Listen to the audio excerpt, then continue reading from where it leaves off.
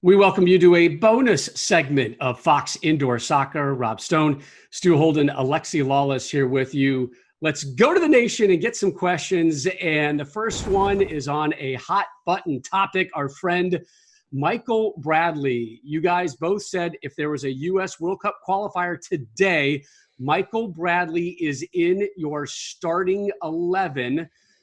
Milan forever, 1026. Sternly disagrees. Lex, I'll let you defend Mr. Bradley first. All right, Milan forever. Name me somebody that's better.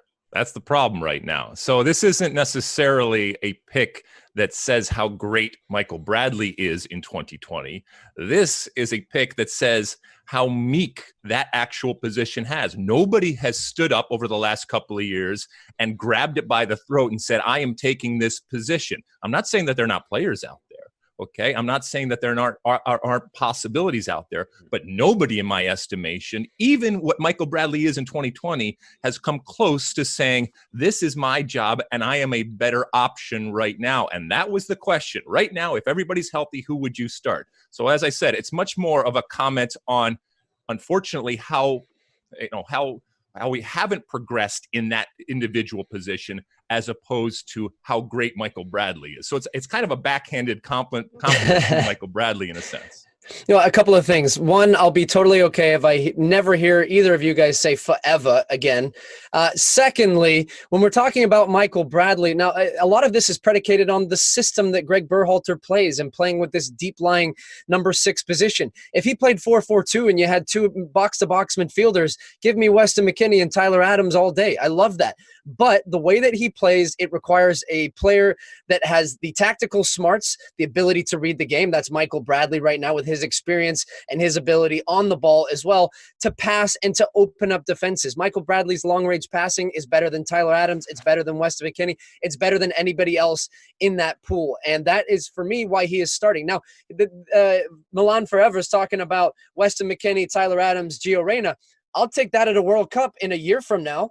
2 years from now with some experience and some more games. Gio Reyna right now has maybe 6-7 professional games to his name. He's not ready to start right now in World Cup qualifying. So if World Cup qualifying started tomorrow, everybody healthy, Michael Bradley's in there, no question. I'm allowing myself to chime in with 3 quick thoughts on this one. Number 1, best wishes to Michael. Remember, he had that offseason foot surgery, and he admitted the other day that the timing of the injury and what's going on right now, selfishly, for his return has probably been pretty beneficial for him and Toronto. Number 2, I would love to have Bob Bradley's response to that question. That's when you get good social content coming your way. All right, question number 2 coming your way from, is it U.S. goalkeeper? Yeah, U.S. keeper. You guys think that's Tony Meola, by the way, in the avatar. I try to blow that up. I'm not convinced. Maybe I just need to see that ponytail. But we're going old school here, Lex, so you get to bat lead off on this one. We're going to talking about 93 to 98 memories, and U.S. keeper throws you some love.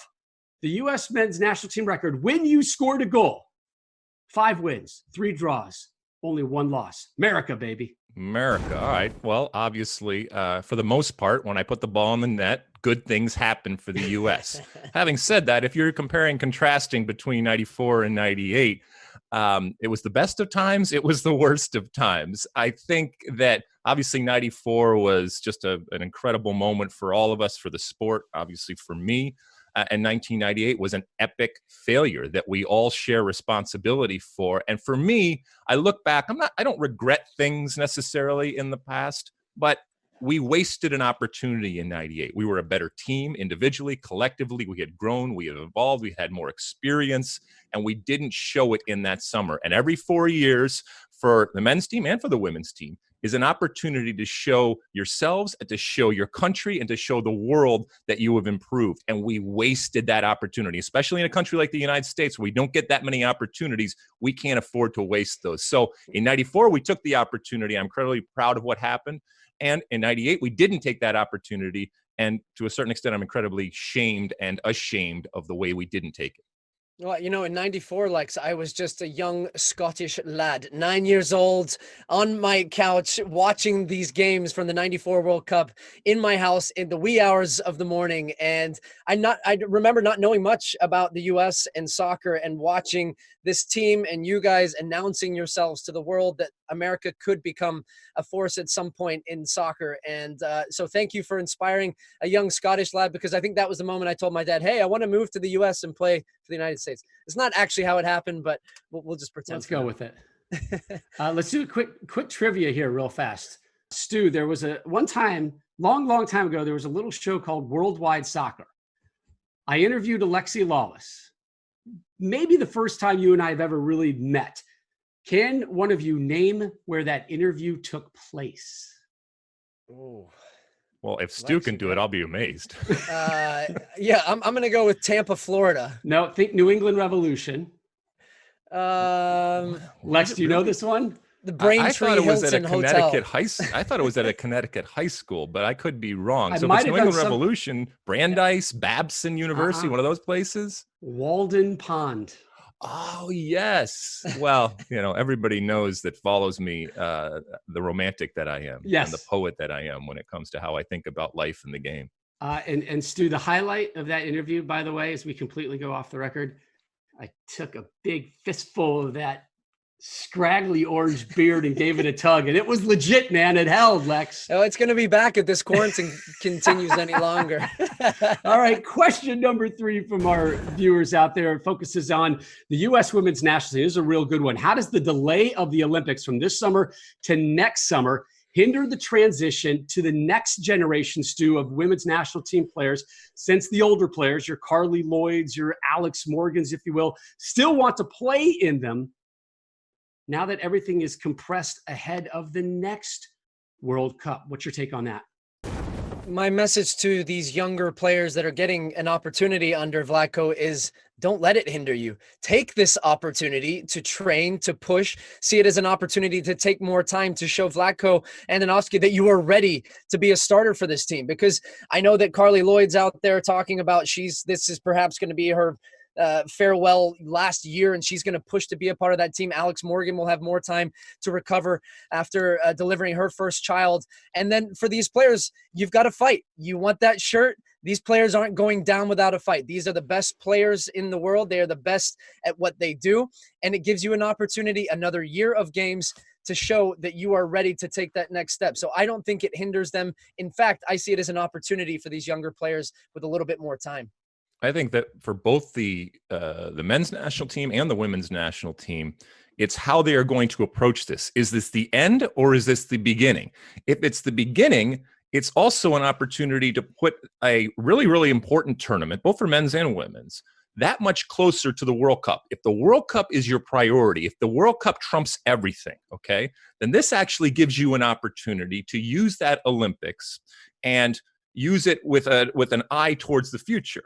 And towards being better in that World Cup. And yes, you can do that in the past, but now that it's closer, you're going to make sure that the people that you put on the field next summer, all right, are the people that you feel are appropriate getting ready for that World Cup, as opposed to the past, where you've had more years in between and things could change. You could almost use that as a coda to a World Cup, or the end of a cycle, if you will. So I actually think that the Olympics, for both the men and women, are going to give us a much better glimpse, because they've been postponed, are going to give us a much better glimpse into what that World Cup team for both the men and women is ultimately going to look like.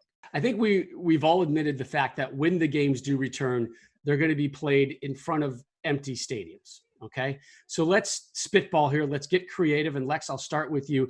Give us maybe some of those typical outside of the box thoughts on how we can make this a better experience for the fans, for the players, and for the clubs. Well, two things have come to mind that I've been discussing over the last week. You said you threw stuff on the wall and we're going to see what sticks. And that means, like you said, outside of the box thinking, some things that you never would have fathomed we would have thought about when it comes to our game. Two things now. Number one, the concept of drive-in soccer. We know that there are going to be games played in closed stadiums without spectators. Safety of everybody, including the players, and obviously if and when spectators are allowed in, is going to be paramount. So what if you have a situation where you actually are able to drive in, like an old drive-in movie theater, and watch an actual game in the comfort and the safety of your car?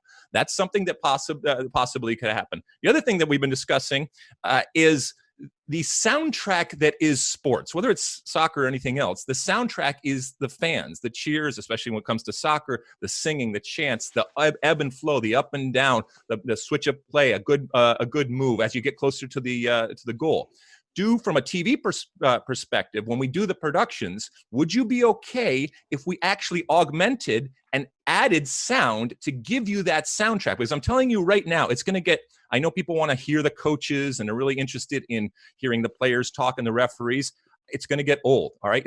That novelty will wear off, and you are going to want to hear what you associate with traditional sports. And maybe we add it. Is it artificial? Yes, it's artificial, but maybe it improves the experience of what we already know is not an ideal situation.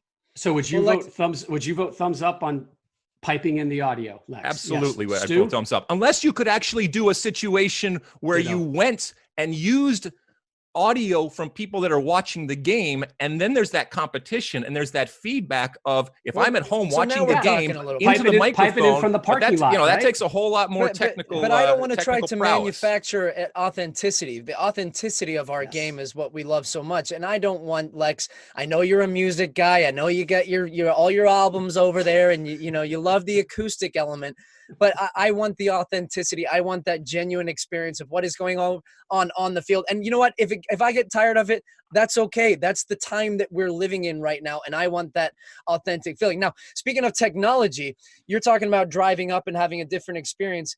We have these beautiful new stadiums now around the world, and you see all the technology that we have in a place like Cowboy Stadium, for example. Why not allow all these smart people that we have out in the world right now to create an experience where you can pay your $2-3 and you could essentially have a unique look into the stadium, and also your face and your viewing experience is projected back to the players on the field where you're watching the game, they're seeing you. It's not the same type of experience, but all these sports franchises are going to be looking for different ways to make money now, and perhaps that is one of them. I think we've learned, the soccer fan, if it's fake and not authentic, they're going to call you out and call you out immediately. So you got to be really careful about that. Rob, when you hear Coldplay at a stadium, they're not actually playing, right? What? Say what now? When you hear Coldplay play a song at the stadium, the band's not actually there, Don't ruin this for me, right? Alexi. Don't ruin it for me. So I'm going to do a movie flashback here for you. Stu, no chance you get this reference. Alexi, you got a shot. The Graduate. Stu, have you even seen the movie? I've seen The Graduate. Okay. Come on. What's the most famous one-word line as a piece of advice that's handed off to Dustin Hoffman? All right, here it is. Ready? Into the camera. Plastics. All right. So similar to that vein, plastics, that's what we can do with plexiglass at soccer stadiums. These stadiums are so big that I think the new focus comes onto the ticket management department people. We can get fans in these stadiums, and I know getting them in and getting them out, that's going to be the tricky part, but placing them in safe zones in a stadium is 100% realistic. If you know you've got a family of 6, boom, stack them all together.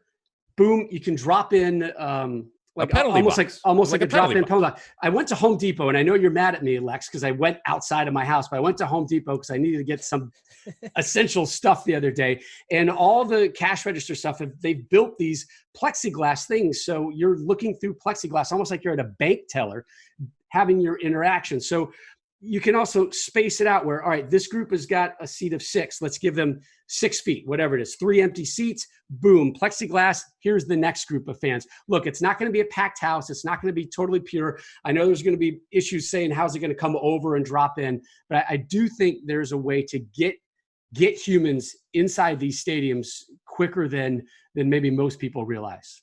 Am I dumb? So, am I spot on? I hope so. Yeah. How's the painting project going? The wife is doing a lot of touch-up painting around the house. I'm the official paint can opener, pour, lock it in, and then tell everybody, don't touch the walls. Oh, it's gone off the rails. It's all gone off the rails. The walls are closing in on all of us. But you know what? We have a release coming your way Sunday. It is Fox Indoor Soccer. It's another huge slate of soccer-type programming on FS1. It starts 6:30 Eastern, a brand new edition of Indoor Soccer. We go to England. We go to Spain. We talk Nebraska. We even talk U.S. Mexico coming together. Week 2, Stu, of EMLS. I hear that's been a seamless project for you. And then another installment of Greatest Games, USA, Jamaica, the Men's Gold Cup Final from 2017. We'll see you on Sunday.